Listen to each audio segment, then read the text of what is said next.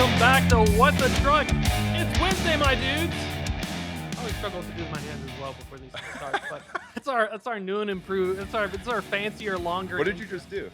I just kind of like. All right. Someone in the background is gonna just yell at me in the studio, but we've got Reed Loustalot here in studio with us today. He's Chief Marketing Officer at Truck Parking Club, special guest host and guest, because you know what? I put everyone to work here on What the Truck. But gonna be a fun show today. Coming up, we're gonna be going through some news and headlines, and then we're gonna pick Reed's brain about some recent studies they conducted on the state of truck parking. There's gonna be some surprises as well as what they've been working on. They created a new clubhouse, and so a lot of big news coming out with the folks at Truck Parking Club. Later on in the second half of the show, I'm gonna be joined by Steve Gold. He's the president of Truckers Network Association. I'm gonna pick his brain. We've had recent media news about a string of accidents, many of them fatal. We're gonna talk about the state of the CDLs and the CDL industry itself, and see if there's some upstream problems causing a lot of these downstream chaos. So a lot of good stuff coming on. Before we dive in, though, let's give our sponsor a shout out, the folks at Verizon Business. Let's do the ad, and then I'll give them the call to action. Let's kick it. Big, small, essential, big, small, essential, small, essential, grande, pequeño, esencial. No matter what business you're in, Verizon Business has the network and solutions you need to power it. From the facility to the fleet, Verizon Business gives you real-time visibility into your supply chains. You can keep on trucking ahead of demand and the competition. Check them out, Verizon Business. Got that out of the way, Reed. I'm going to pick your brain as well. We're going to go through some headlines real quick. This first one is written by me. I'm going to put this thing in the middle. Yeah, let me see what you wrote Bam. up here. Sharing is caring. This one is Q2 data, courtesy of the folks at U.S. Bank and their Freight Payment Index. The truck freight market has grown into Q2 despite the uncertainty. One of the big things that we saw was quarterly gains in shipments and spending. This is the first time since 2022. So one of the big things when we're talking about data is it is still crappier compared to last year, but compared to the first quarter, it is less crappy, and there are signs of life. Hey man, I think people are just take any good news they can at this point. I don't know how many people are going to hold their breath though. I wouldn't try holding my. We gotta wait a whole quarter. It'd be scary. I'll be the background. I'll be so purple you'll see me in the background of this if I tried doing that. Breath holding contest. All right, next one is, we're talking about that recent crash in Florida. This one is from FreightWaves' John Gallagher. Multiple CDL violations were uncovered in that Florida truck crash. The driver had failed post-crash English proficiency exam. This is according to the Department of Transportation. But wait, there's more. It looks like there is a longer history. According to the preliminary findings on the driver's background, Washington State had issued the driver a regular full-term CDL on 2023, which asylum seekers and individuals without legal statuses are apparently not eligible for. California then issued the driver a limited term non-domiciled CDL in 2024, and then New Mexico State Police by July of 2025 had conducted a roadside inspection and issued a speeding ticket, but in quotes, there was no indication that an ELP assessment was administered, according to the Department of Transportation. It's wild. It's one thing to go through the data and see when we're talking about the various enforcement aspects. It's another when you see that I guess there's been a long history of stuff going down. Well, it's unfortunate that it takes things like this for folks to pay attention to what's going on. Obviously, in a perfect world, that wouldn't be what is required, but I guess it's horrible. The video is horrible. It's tough to watch.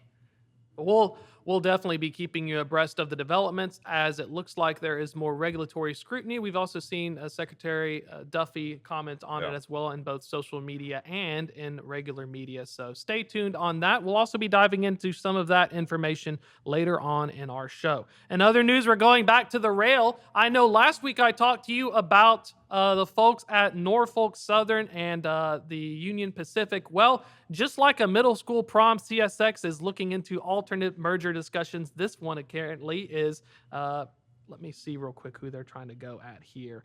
Ancora Holdings. So they're an activist investor in transport. It looks like they are trying to get CSX to make a deal. So everyone's linking up. It's very interesting. Well, I mean, who was it? UP and who are the two that were going to merge? There's so many. Let me look at that one. I mean, it's just interesting because I know CPKC, like the Kansas City and the Canadian Pacific merged, and they created their kind of like network down to Mexico, across transcontinental. And now you have, historically there's been like the division between the class ones operating on the East Coast and operating on the West Coast, and now they're starting to merge. And so it's really just like, these mega rails that are forming. I think it's really interesting. I'm not terribly educated on the topic, but I do think it's interesting. Me too. I'm very uneducated. Trust me on that. When I was looking at it, my favorite part is that the same activist investor will make a big deal, and the Ancora folks with that Union Pacific Norfolk Southern merger. And I'm assuming because they have a stake in the other one, they're like, oh, hey, let's do a sequel. Yeah. It's. I mean, I guess the question is like antitrust. I don't know enough about that to have an educated opinion. But I mean, like, is this something that the government will let happen? I don't know. We'll find out. It'll be a lot more news and a lot more page views. Finally, here, Truckstop.com, they are in the market and they acquired a new pair of jeans, courtesy of buying Denim for its AI-driven invoice solution. Shout out to Truckstop.com. I had to make a jeans joke. I love the folks at Denim as well, but it was that was good, man. That was really good. Yeah. That's the funniest thing you'll hear from me this entire show. So we have peaked. That was great. But according to the data here, the Boise, Idaho-based freight technology company Truckstop.com, they announced it on Tuesday that they're acquiring it. And Denim is a transportation-focused financial tech business and factoring service that's going to help automate invoices. If you've ever had to deal with invoices, Reed, I think you have as well. Yeah. It's a real pain in the neck. So I welcome our robot overlords. I mean, man, the freight tech scene's heating up. It's been pretty active in the last couple months. Lots of acquisitions, lots of activity, some consolidation. I mean, it's an exciting time to be in this industry. I guess if you're kind of a nerd, but it's cool. I'm geeking out already, but we already got exciting stuff. You're our guest. We're going to kick it over to our next guest, who is sitting right next to me. And first, give us the lowdown. If folks don't know who you are, tell us a little bit about yourself. We'll dive into the news. Sure. Yeah. So my name is Reed Loustalot. I'm the CMO, Chief Marketing Officer at Truck Parking Club. Before that, I did a bunch of random stuff, made some hats, made some memes, still make some memes when I find the time. Was a freight broker for a number of years before that. That's my background. But Truck Parking Club, so what we're doing is we're a truck parking marketplace. We help drivers find and reserve hourly, daily, weekly, and monthly truck parking at 2,500 plus locations across the country. And all those locations are third-party businesses with space for parking. So like if a trucking company has extra space on their yard, they can list it on our site, and then drivers can pay them to park there. So that's what we do. And we've just, I guess I'll just come right into it. Roll it. Yeah. So we commissioned a research report because we worked with Noel Perry, who's a transportation economist who's been in the industry for 50 plus years. And we really kind of had a simple ask of him: go out and produce kind of a state of the truck parking market report. Like, we want to know what demand looks like. We want to know how many trucks are on the road, how many need a place to stop on a daily basis, right? And then break it down by short, by medium haul, by long haul, and really just kind of like try to take a good stab at understanding what demand looks like. And then we want to look at what supply looks like. We want to know how many spaces are there, how many spaces, and where are they, right? Where are they distributed? What types of spaces are they, right? And then we wanted to, arrive at some number of compare supply and demand and say, okay, is there a shortage? And if there is, what's that costing? What's the economic cost associated with that? And so we really wanted to produce, and then obviously we produced this and then we released it to the public because we see that as participants in this marketplace, and not the only one, that it's valuable information for the entire marketplace to have. So we commissioned it, he produced it, and he did it in such a way that was like, we weren't involved in like editorializing it in any way. He produced it, we released it to the world, and our conclusion based on the findings, interestingly, when you looked at the supply numbers, so I guess I'll just paint the picture broadly. We found that there's about 2.4 million trucks on a daily basis that are driving over the road that need a place to park. on a daily basis. There's about 700,000 spaces between truck stops, rest areas, et cetera. And so obviously if you just do some simple math, that means 1.7-ish million trucks are without what would be deemed as like an official space, right? And that's obviously a shocking number. We've seen all sorts of numbers thrown around from a shortage standpoint by various organizations. We've seen as low as 300,000. We've seen more. And we wanted to have our own number that we took kind of an educated step-by-step process to get to. And then we wanted to understand, okay, what are the costs associated with this to drivers, to the fleets, and to the industry at large? And basically what we found was the costs are astronomical. And it costs the industry, and I think everyone knows this, but nobody's really tried to attach a solid number to it. And we found that basically between being parked in the wrong place, because there really is a notion of being parked in the right place, because it's not just, okay, obviously you want to get safely parked, you want to be in a legal spot, but beyond that, the question of what a right spot means is, okay, did I utilize my hours of service efficiently for the day? Yeah. Am I utilizing my time properly? Am I going out of route? Am I really parked optimally at the end of the day? And so when you're not parking optimally, you are costing yourself money, whether you realize it or not. And that's the whole point. And we wanted to really put a number on that. But going further, just on the supply side, our business is unlocking spaces that are not currently offering parking, but can when they plug into our system, into our network. And we wanted Noel to go out and find how many spaces are there that fit this description, that are private, that are not offering parking, but could. And he said there's 23.4 million spaces that fit this description, okay? Now, that's like 98% of total capacity, if you include all of that as truck parking capacity, and there's about 700,000 spaces officially now. I mean, it's like 98% isn't available for drivers to use on a daily basis. And our job, we view that as that's our market to go after, to unlock those spaces, to contribute as fast as possible as we can to bringing them online and chipping away at that 1.7 million number, right? So that's where we come in. And that's why when we say there's no shortage, which is a very bold thing to say. Oh, yeah. Bold thing to say.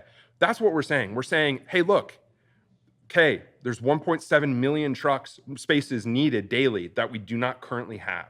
There's 23.4 million spaces out there that theoretically could park trucks, and it's our job to go and unlock them, to plug them into a system that allows drivers to find them and transact and communicate with the property, to know that they're coming, to handle billing, to handle customer service, to do all the things that you have to do in order to realistically facilitate parking at these locations, which is a lot of stuff.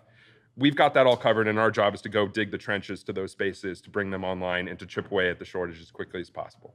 I like your angle. One of the challenges that I've read about with existing truck parking solutions is that we will just make more of them. But when I've spoken with property owners who build their own truck parking, they said the problem is who's going to upkeep it. So if we decide to put out hundreds of millions of dollars and we build the lot, who's going to maintain it? Who's going to secure it? Who's going to check in on it? And so I think one of the things that you all are approaching is from the opposite end. These are spots that can be converted. Yeah. They match a criteria, but you also have them with skin in the game because the owner of the spot's not just going to let that thing go in the weeds or is going to lose that stream. Yeah, I mean, it's just a completely different way to attack the problem. And to be clear, we do believe that taxpayer funding, government should be involved in this, and private sector should be involved in this, and all of that. Because really, at the end of the day, if we solve, like, let's say our 1.7 million number is exactly right, and we added 1.7 million spaces tomorrow, that doesn't mean we're done adding parking, right? Because at the end of the day, what the system functioning optimally needs is literally as many spaces as possible, so that there's as many right spaces for a driver on a trip as possible. Right? They shouldn't have to think, oh, I've got 3 hours left on my clock, but I'm parked. I don't know if I'm going to get a spot in 3 hours, so I'm going to stay put, right? Because we're saying that affects the driver, that affects the fleet, that affects the efficiency of the industry. And for that to no longer be the case, we need as many spots as possible. So it's not going to go away. Like, the problem isn't solved when we close the shortage, right? We need as much as possible. No mission accomplished. Yeah. Because like you said, you don't know, a lot of these are semi-random trips. What was a good parking spot on Monday, I'm in a new spot by Wednesday. And I think I like your point about how the costs people don't think about if you don't run out your clock. I had that happen so many times with drivers that you lose 2 or 3 hours a day because you got shut down early. Yeah. Or you're scared you can't get a spot. Yeah, I mean, and that's when you multiply that across the entire industry. I mean, the numbers are ridiculous. It's huge, and for a while, I mean, historically, what have fleets been able to do about that? They've kind of said to drivers, "Hey, it's kind of on you to figure out parking. We might not even pay for it if that's an option." But now we're saying to the market, "Hey, we've got a network that you can plug into. You can give all your drivers access to this. We've got 45,000 spots now. We're adding about 1,000 a week." Right? And in fleets, it is no longer just on the driver for them to figure out parking. Like, you can help them and you can provide them access to this. And it's for your benefit, it's for their benefit. It's 45,000 more spaces they didn't have access to if they weren't going to be the ones to pay for it. Because obviously, there's something to be said about, like, if it's a company driver and it's the company's equipment, like, who should be paying for the parking if that's the optimal spot? And we should say we're really trying to flip it from like this is just an expense to no, this is an investment in your efficiency as a business, as a driver and as a business, right? And as for the whole system. So. There's a lot in here. I mean, the report itself is 33 pages or 32 pages long. You can go and download it here at truckparkingclub.com/research. And we're just hoping that it spurs conversation, and we're just trying to, throw this out to the world and see how people receive it. And we did it with a flashy headline, which always is gonna do things, it is what it is. But we think we have solid ground to stand on. I think I just tried to explain it a little bit, kind of our thought process. We think everyone's involved in solving this. We're doing our part in the private sector, bringing on new spaces as quickly as possible. We need more government funding. We need more private people building spaces too. We need all the above, because really, at the end of the day, even if there is no shortage, we still need more of it, right? So, yeah. Oh, no, I appreciate it. And we'll definitely check it out as well. We have some other news from the folks at Truck Parking Club as well. You all opened a Clubhouse. This is really, really cool. I think we may have some images up as well. Yeah. Tell us a little bit about this. Yeah, so we now have a location /HQ of our own down in Ringgold, Georgia, right along I-75. We've got office space, we've got a warehouse, and we've got about 40 or 50 truck parking spaces. And really the intention was to, one, have a place where we can meet our trucker and property members, obviously, because we got drivers coming in all the time. But two, we wanted to really understand what it meant to run one of our locations. And so we're really hands-on with our product now. Evan, the CEO, he's calling it our innovation lab, which I think is a good PR speak thing for it. But it's true, because we've got our access controls installed on the gate. Drivers can open and close and access the property using the app when they have a reservation. So we're testing that out. It's going to be, where we make improvements to how property members audit their yard, know who's supposed to be parking there, all these sorts of things. Like, we're really hands-on now with the product, figuring out what works, what doesn't, and we're obviously able to make improvements much quicker because we're actually experiencing how people are using it ourselves. And if we're frustrated by something, that means thousands of other people are probably frustrated about it too, and that's just surfacing those issues to us much quicker. So we've got a lot of banners, lots of signage. You basically can't drive down 75 without passing us and seeing it. We've already had a lot of people reach out about it, and we've got some more crazy signage coming too, actually. So you can't miss us. If you're driving on 75, you'll see us, and feel free to swing in if you ever want to come and say hi. Stay tuned, TBD. If folks want to learn more about Truck Parking Club as well, thank you so much for hopping on the show as well. Yeah. Give us all the info. If they want to sign up, get involved, what should they look at? Yeah, so you just need to go to truckparkingclub.com. If you're looking for a spot, you just look at our map right there. If you're wanting to list your property, there's a button up at the top that says Become a Property Member. You just click that. And we have trucking companies listing space. We have towing companies. We have repair shops. We have CDL schools. We have warehouses. We have Amish markets. We have racetracks. We've got a million different types of people listing parking with us. So, it's exciting. Well, I'm excited as well, Reed. Thanks so much for coming on the show. Yeah, thanks for having me, Thomas. We're going to kick it over to a video real quick. This was captured with an in-front dash cam, and so I want y'all to watch it.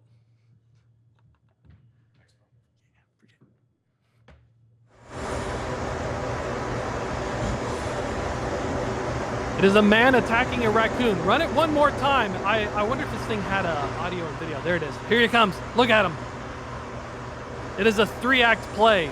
I think the best part was it looks the look of victory or shock after punching the raccoon out of the window. So for the drivers out there who say there are concerns over dash cams, I offer a counterpoint. In the event that you tell your dispatcher that there was in fact a raccoon that was attempting to enter my vehicle, I had to fight it off, and they say, I don't believe you, you're making excuses, well, you can show them the footage and show that you in fact did fight off a raccoon. Very impressed that it made it that far as well. So in the words of nature will always find a way, from the movie Jurassic Park. So, all right, let's switch gears a little bit. We're going to be having on soon Steve Gold. He's the president of the Truckers Network Association. This is based on, we've seen multiple reporting now over a fatal crash in Florida, especially now that there's multiple CDL violations uncovered. And I wanted to get Steve's thoughts here. We've had him on the show last week talking about the state of CDL schools and what to look for, and it looks like this information is more timely than ever. Steve, welcome to the show. Thomas, thank you again. It's deja vu. Good to be here. Good to see you. 1 week later, crazy. It absolutely is. And I think you also had an article in the Daily Caller that you recently read talking about the record trucking related carnage is in fact no accident. And this is, of course, related to those events. Talk a little bit about what went behind the scenes on this article, then we'll dive into some of the details, because it does appear there may be some more structural things under the surface that folks need to be aware of. So we penned that article like a week ago. Daily Caller picked it up. For those of you who don't follow any Washington, D.C. press, Daily Caller is where a lot of politicians and lawmakers go for information news. And then 2 days later, I think everyone has now seen this individual who turned out to be, he took a U-turn in Florida. He was a non-domiciled CDL holder who got his CDL out of the state of California. Driving in Florida, took a U-turn. Family of 3, unfortunately, horrifically perished in an accident, and it's all bad. When the state of Florida and the federal government looked into it, turned out couldn't speak English, had failed his English test when he went to the DMV for CDL, blah, blah, blah. The guy should not have been behind the wheel of a truck. He'd been pulled over historically in New Mexico. So all horrible things. This is like, I think, other than Putin and Trump, the second most social media, whatever you call it, stream story over the weekend about this individual. So, this is a hot topic, and it just gets to the heart of who is driving trucks. How are these individuals getting CDLs? What is going on across this country? And, I wrote the Daily Caller op-ed before all this went down, but, there's 100 fatalities a week in this country due to heavy trucks, and 5,000 a year. So this is a massive problem. And it's great to see Secretary Duffy, the President of the United States, put out an executive order, only English speaking truck drivers. I think you guys have covered pretty well that now at weigh stations, every driver is getting pulled over and making sure that they can speak English. But Secretary Duffy now is looking into how states are actually licensing drivers and going back to the way it should be, where you need to be a state licensed CDL school to train somebody, and enough, craziness here. So, I think it's super positive. It's something we've been pushing on for a lot of years in the prior administration, and certainly Secretary Duffy, President Trump, they're getting all over this issue. Who wants to drive next to a truck who isn't safe? So, it's really positive coming out of that, and I appreciate you taking the time to just talk to your listeners here about how important this issue is. Yeah, and I think one of the biggest things, and that's what I've done some research on CDL fraud, and non-domiciled CDLs had came up. When we're talking about a domiciled versus a non-domiciled, one of my biggest questions, and I'm really glad to have you on the show because you're heavily involved in what good CDL schools look like. You all have a nationwide footprint. Is that something where you are all taking the same CDL test? The domicile and the non-domicile is just the address on the CDL once it's awarded?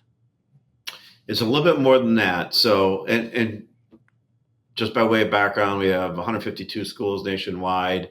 We operate in 44 different states. We do commercial driver training in 44 different states with 152 schools. We'll train way over 20,000 people this year how to drive a semi-truck. So we see a lot of humans, and we seed more humans into the industry than I think any other institution on the planet.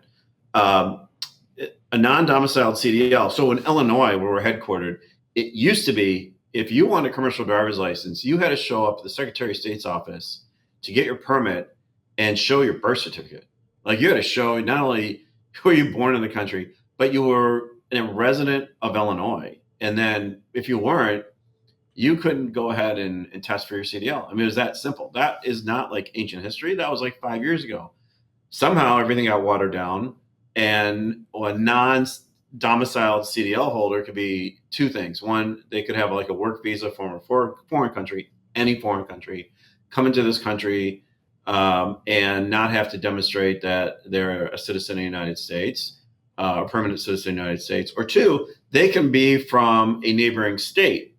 So like commercial driver's licenses are state mandated things. These aren't like, there's not a national CDL, although some people have talked about that in history. But right now, driver's licenses and commercial driver's licenses are state pieces of paper.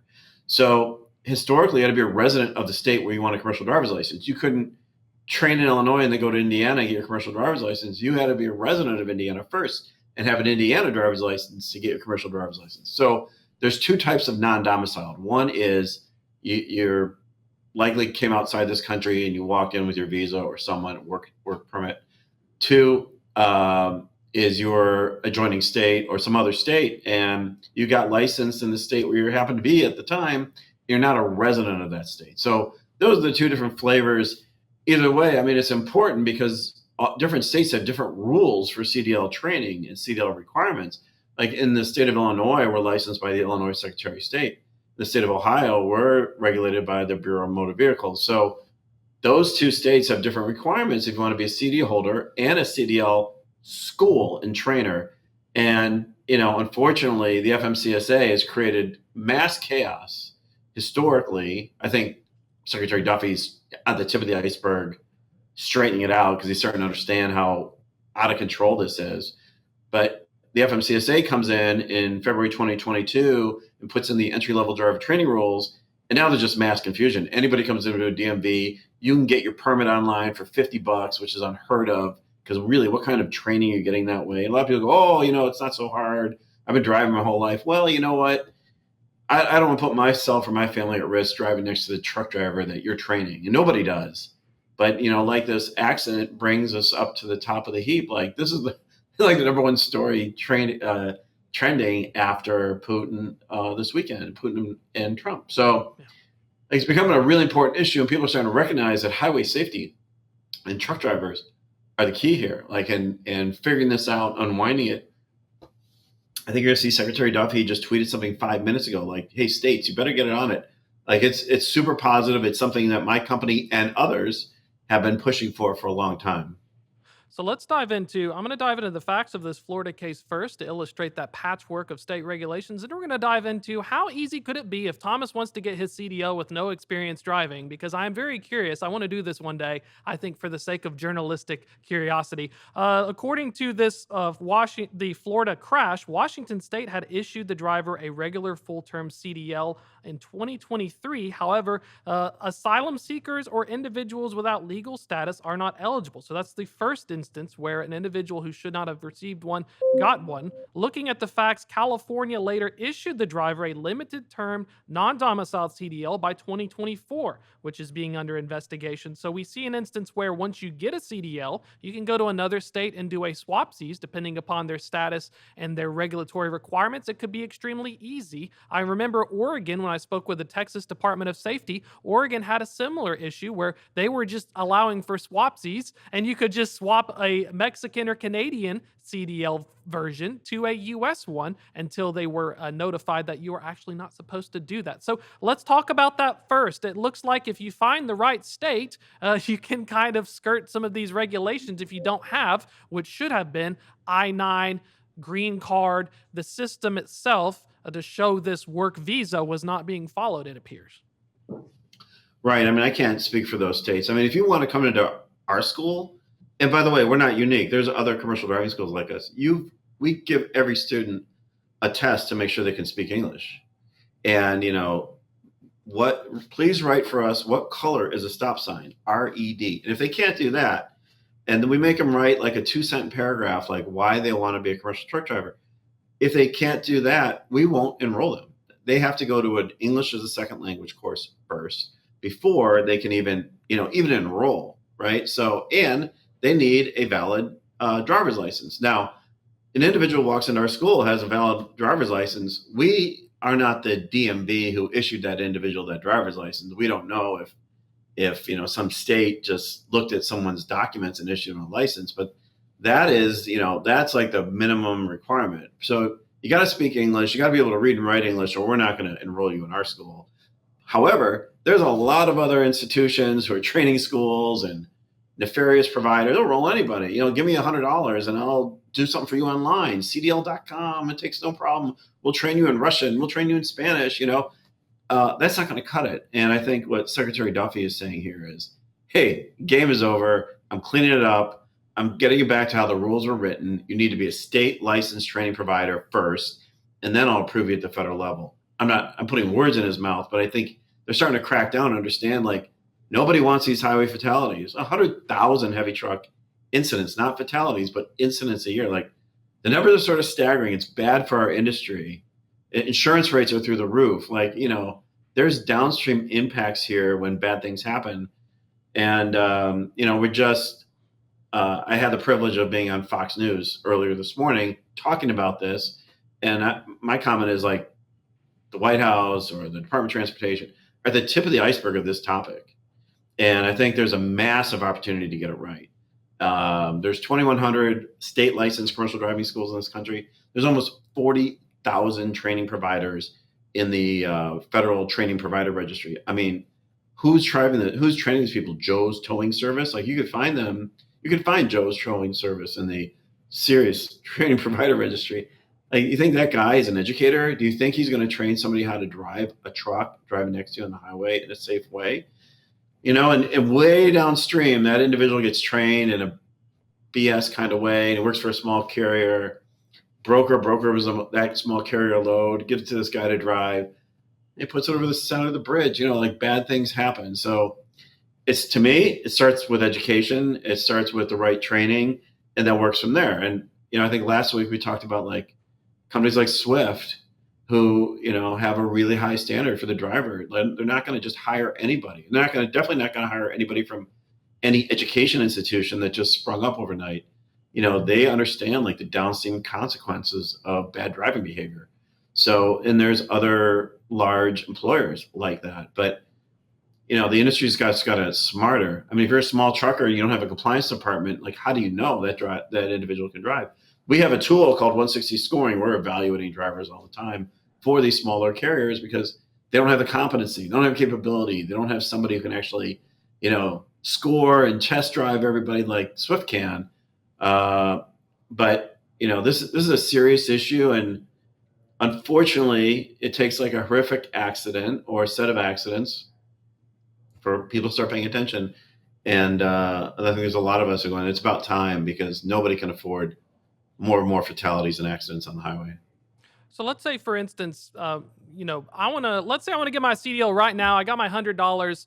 How low is the bar? How can I just get this, like, pay dude $100 and take it all online? And if let's say I go to Florida, who is third-party audits, so they self-certify. I'm going to pick on the state of Florida for a minute. Let's say I go down to Florida and I do that. Can I just take the whole thing online and then just, like, take the CDL exam? And as long as I just, like, barely pass and, like, can back the truck up a little bit, could I, like, get on the road? Is that how easy, or is it still you need to go to a school and physically be somewhere? Because from my experience at US Express, that is what you had to do. You had to go to a physical school that was partnered with and accredited with the carrier. On the very opposite end, how loosey-goosey can it be? I'm sure, Thomas, if you wanted to find a way to do it in any state like that for $100, $200, you will find it. You will find a way. You will find a DMV. You can get you can get into the entry-level driver training provider list through $50 online, xyz.com, some BS training, which is not mandated by the state of Florida, right? So you can get in there. And then somehow you can find some provider for a few dollars to teach how to back the truck or basic skills. And then you go to the DMV and you try it. Like the FMCSA has rules. Like there's actual rules that you have to attest to be a training provider in the entry level driver training system. Like there's actual governance and rules that people just blown off. I mean, let's just face it, that's happening every day. So I'm sure if you wanted to find a way to do that for, a few $100, you can definitely find a way to do it. For sure in California, there are plenty of providers who are charging close to nothing to train you to get a commercial driver's license. Like we see it all the time. We introduced a bill in the state of California along with California Trucking Association, AAA, Teamsters, California Highway Patrol co-sponsored it to get rid of all the nefarious trucking schools because it's an epidemic. And in California, is the second highest fatality rate due to heavy truck incidents in the country. Texas is unfortunately number one. So, the state of California is, unfortunately, this is a bad example of an individual who somehow got his driver's license. Who knows how? But California, there's a bill that passed unanimously to root out all the nefarious CDL schools in the state. And so that's progress, but we need 49 other states to get on it and take the same sort of aggressive action. I would tell you, Florida is the state that's taking the most aggressive action. Like they are not messing around. They're rescinding training providers, they're sending cease and desist letters, and that's all public information. So it's great to see like the state of Florida sort of leading the way on these questions. And in your article, you brought up a staggering statistic about the schooling and the licensing. Over 30,000 commercial driving schools are approved by the FMCSA. Only 2,100 of these are state certified. And the wildest one is you had wrote that the largest employers of truckers make up only 10% of the trucking industry. And so if they're rejecting nearly half of their driver applicants for safety evaluation, which I think that's a very nice one. When I was at US Express for existing drivers, ours would be closer to like 75 to 90% for drivers. For the first ones, the new ones, you would be lucky enough out of 100 applicants coming in like first seat. You would be happy to have like 10 show up to orientation. 5 could not pass orientation because they lied about stuff, and 3 would finally make it before they even hit their first trainer. So that's one of the things you brought up, is that right now it does appear to be, based on my understanding of the data, is that it's like your yard is full of weeds, and now we finally realize that we kind of have a problem. Yeah, I think that's a great way to say it. Just going back to your example or your history at US Express, just think how much money you wasted at US Express trying to screen people who came from who knows where to apply for a job, and they didn't have the right credentials, and you hired them or you brought them in or you paid money to bus them in for orientation or flew them in, and they spent time with you, you put them in their truck, and guess what? They can't even come close to being compliant. That is such a giant waste of money for so many organizations. Instead of trying to find where do I find the best drivers? How do I partner with like a school, like you mentioned earlier, just to get a flow of high quality trained drivers? It's if the industry, I know I'm talking about the leading carriers in this country and the leading shippers in the country, are rejecting unused 50%. Those drivers are going somewhere. They're being hired by that carrier who, might have 10 trucks or less. They don't have compliance. They don't have a way to evaluate that individual. Like they're ending up on the road, somehow. And they're driving next to you and me and putting our families at risk every day. The industry needs something. And that's why I'll say it here all day long. Like, to me, it starts with education. People think that might be self-serving, but I don't really care. Go to a different school that's licensed by the state of Illinois. Just go to a school where you're going to get trained in a proper way, so you don't put the general public at risk and you don't put your employer at risk. Nobody wants a $10 million, $20 million, $100 million, nuclear lawsuit. Just partner with the right kind of training providers out there and do it right. I mean, it doesn't really, it's a huge cost benefit to do it right. And it's just amazing to me how many carriers or shippers, are willing to take the risk. Like, it makes no sense. You should look at the FMCSA training provider registry and see the names of companies in them. There's like Fortune 50 companies being named in there where they're not the training provider and somebody else is using their name in that system. That is beyond bending the rules. So there's a lot of activity going on in this space. And like I said earlier, it's becoming a super hot topic because until now, no one's really paid attention. But, we're super excited to see both the White House and Department of Transportation, Secretary Duffy, President of the United States putting together an executive order on this. A lot of action in a very short amount of time. It's great to see. And if we have some policymakers watching this as well, if you had a wish list or for folks who are not familiar with some easy, low hanging fruit that we can do to help start trying to tackle this beast, what are some quick things that you recommend? I know you also had some policy recommendations, but for listeners, what should we keep in mind to help try and, just begin to even digest this level of craziness? Yeah, at the federal level, it's super easy, and Secretary Duffy can control this. Just stop letting anybody become a training provider. If you want to be a training provider, demonstrate your state license to do it first and foremost. Because every state that we operate in, we have to have we're insured. We have to have a surety bond, so we're not ripping off people. We have to have a curriculum on file. There's laws in each one of these states. So first and foremost, at the federal level, don't let anybody in to the Federal Motor Carrier Safety Administration's training provider registry unless the training provider can demonstrate those things. And when you sign off as a training provider registry, you're actually attesting legally that you are those things. So it's amazing to me how many people are breaking the rules. So that's it. That's not a hard thing, right? That's something easy. And then, so that's at the federal level. And then you got to root out, I think what Secretary Duffy is saying is I want to get all these non-domiciled CDL holders, or I want to see all their training records. Show me the training provider who did this and why these guys should be on the highway or gals should be on the highway. I want to get them off ASAP because I can't afford to have more people getting killed on the highway. So I think there's a lot of work. He's definitely asked every state to provide non-domiciled CDL information. I have no idea what the status of that is, but I think that's something he can do as well. At the state level, it's really easy. The state level, they know who the state licensed CDL training providers are. If somebody walks in DV and goes, "Oh yeah, I got my CDL training at Joe's Towing Service. I'm here to take my CDL test." That state go, "Well, no, that's not a state licensed CDL provider. That individual might be somehow in the federal registry, but you're not licensed in the state of Illinois to do that. So sorry, go to a licensed school, whether it's the 160 Driving Academy or some other school first, get trained properly, consistent with the laws of Illinois, and then come see me." That's how the states can operate. So this is not complex policy bill writing. It's following the current laws on the books in a lot of states and at the federal level. Final question here, less than a minute. If I'm involved and I'm a bad training school and one of my drivers who is not properly trained gets in an accident, can I be held legally culpable or liable because of that under current regs? Well, that's a question I cannot answer. I mean, that's an excellent question. Look, I live in Chicago, right? And I don't know how it is in Chattanooga, but every other commercial is, "Hey, XYZ law firm, if you get hit by a truck, let us know." The lawyers are after this. Those are typically quick settlements, $5 million, $2 million, $10 million, and move on. Yeah. Is the school, the training provider, liable as well? I don't know. That's a really good question. Somehow they attested in the FMCSA database. If you look up any of our students over the last 5 years, we have a digital record of scores of how they performed in school, how many tests they take. We can push a button and get anybody any information on one of our past students.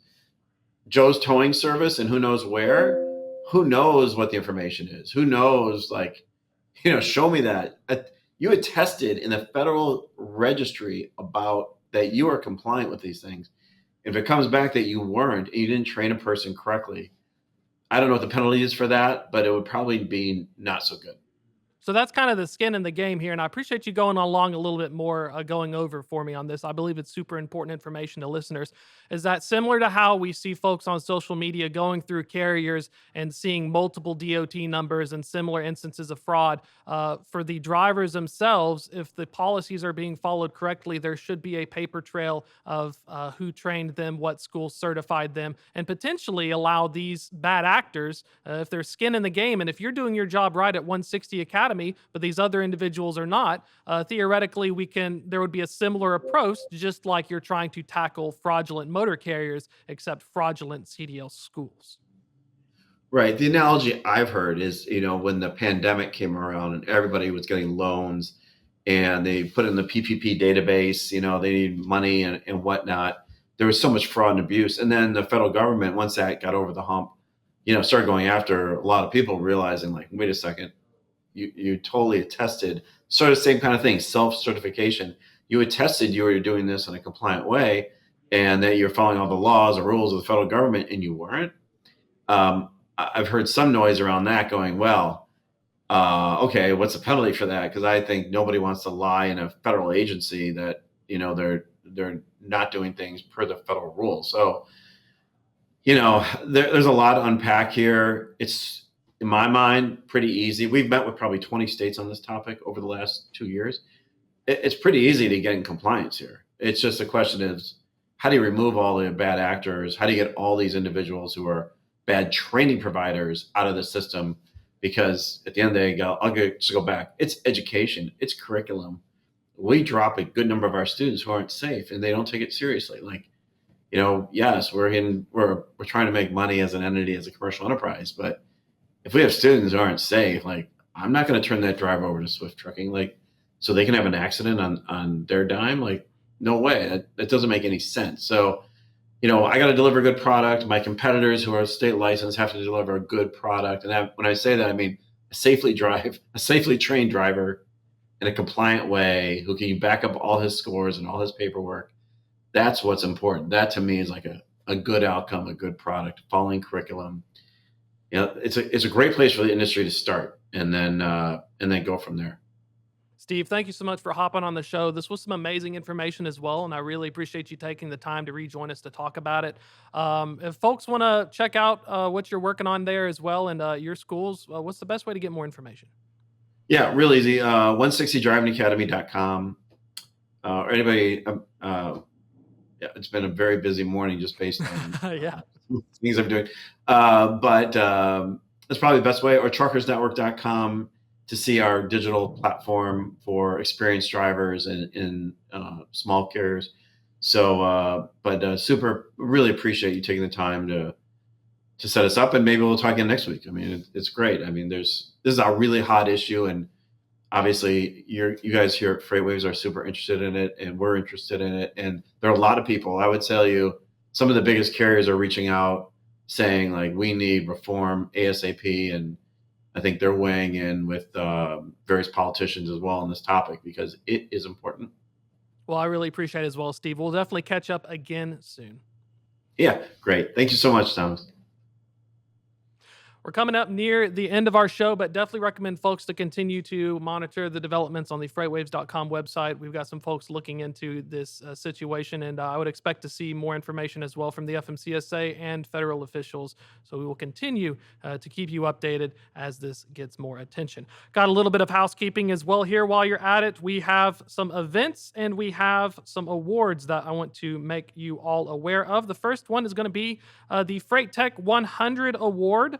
We continue to have that open there, and you can continue to end the entry date. Nominations end, that's the correct thing, September 1st. So make sure you get your nominations for the Freight Tech 100s in by September 1st on 6 p.m. On the 22nd, we're going to announce the Freight Tech 100 Awards winners, and finally, the Freight Tech 25 winners will be announced at F3 in October. So you don't want to miss that out. While you're at it, show up to F3, the Future of Freight Festival. It's in Chattanooga, Tennessee. It's in October of this year. We have a special discount code for What the Truck. That's WTTF325. If you want to remember it, WTTF325. It's going to get you $900 off. It's an absolute pleasure to be hosting today. Thank you all so much for joining us here on What the Truck on SiriusXM, Spotify, Apple, and YouTube. Always encourage you all to check it out, like it, subscribe it. That is it for this episode this week, but stay tuned. I will see you all again. Bye.